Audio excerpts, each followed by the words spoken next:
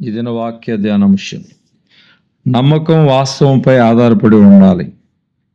ఒకరోజు నేను ఒక ప్రదేశానికి వెళ్ళినప్పుడు అక్కడున్న ఓ వ్యక్తితో మాట్లాడుతూ మధ్యలో ఎందుకని మీరు యేసుక్రీస్తును నమ్ముకోరు అని అడిగాను. అప్పుడు అతను ఎవరు దేవులు వారికి ఉన్నారయ్యా, నీ విశ్వాసం ఇది, నా విశ్వాసం నాదని చెప్తూ అంతా నమ్మకం మీదనే ఆధారపడి ఉంది. ఒకవేళ నీకు ఏదైనా వ్యాధి వచ్చిందనుకో, అప్పుడు నువ్వు నమ్మకముతో చెట్టునో పుట్టనో ప్రార్థించుడు, అప్పుడు నీ వ్యాధి తగ్గిపోతుంది. మన నమ్మకాన్ని బట్టి ఏదైనా జరుగుతుంది, అంతా నమ్మకమేనయ్యని అన్నాడు. అప్పుడు నేను మీ ఊరు పక్కన ఒక కాలువ ఉంది కదా, అది కేవలం మోకాళ్ళ లోతు మాత్రమే నమ్మి అదే నమ్మకంతో నడుచుకుంటూ లోపలికి వెళ్ళగలరా అడిగాను.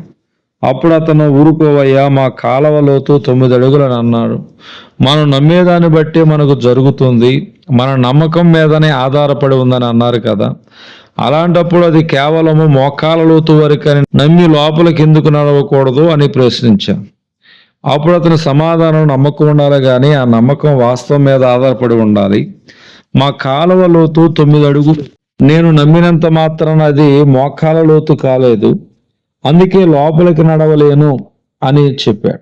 అప్పుడు నేను అదేనండి నేను కూడా చెప్పేది, మనం నమ్మినప్పుడు ఆ నమ్మకం వాస్తవం మీద ఆధారపడి ఉండాలి.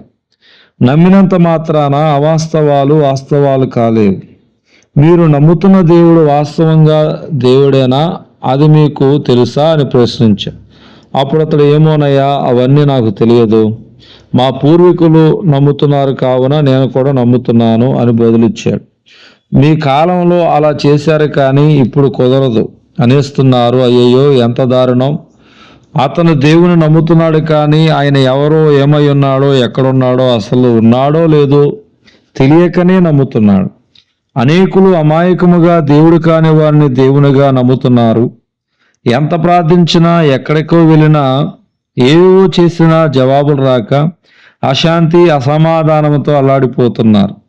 బైబిల్ ప్రకారము దేవుడు ఒక్కడే, ఆయనే సృష్టికర్త, ఆయనే సర్వాంతర్యామి, సర్వశక్తి గలవారు, సజీవుడు, మరణము గెలిచిన వాడు ఎవరు, ఆయనే ప్రభు అయిన యేసుక్రీస్తు. ఆ యేసును నమ్మిన నీవు ధన్యుడవు, భాగ్యవంతుడు. కానీ అజ్ఞానములు నశించిపోతున్న వారు కోకలలుగా ఉన్నారు.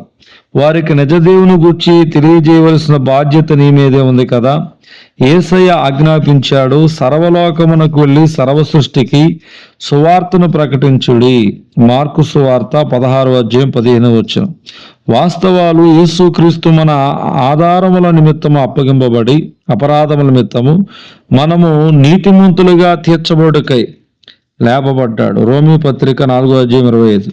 మనము పాపముల విషయమై చనిపోయి నీతి విషయమై జీవించినట్లు 1 పేతురు 2:24 ఆయన తానే తన శరీరమందు మన పాపములను మ్రాను మీద మోసుకున్నాడని రాయబడు.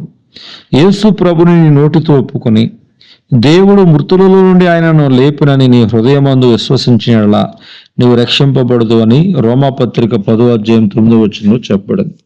దేవుడి దిన వాక్య ధ్యానం దేవుడు దీవించును గాక. ఆమేన్.